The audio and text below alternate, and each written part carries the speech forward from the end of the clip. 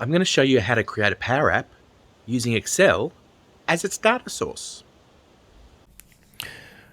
So you want to create your data in a spreadsheet, and in the spreadsheet you need to create a table. Table is the only way, an Excel spreadsheet table is the only way the Power Apps will pick this up as data.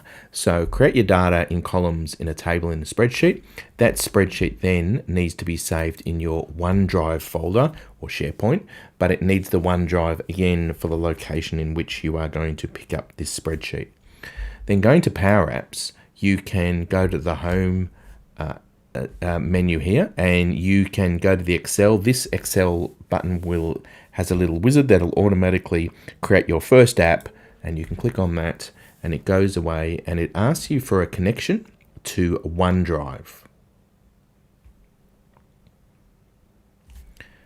So you have new connection and you look for OneDrive, in my case OneDrive for Business, and create the connection.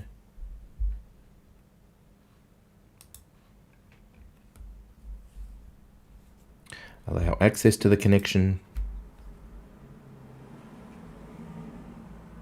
And you'll see your spreadsheet here ready for use. Click on that. Choose the table that we created. Remember, we created a table in the spreadsheet and connect that up.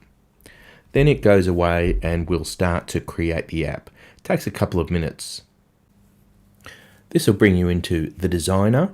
You can see in the designer you get 3 screens from this wizard. You get the browse screen, browsing all the records that I had in my spreadsheet, which includes the order, the customer name, the date, and the order number. Then it goes into the detail screen and the edit screen.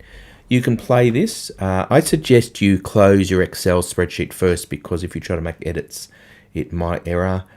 So close your Excel spreadsheet, but then you can play it and you can go into the record, the first record there with the arrow, and you can edit your record there. I'm going to change the order number.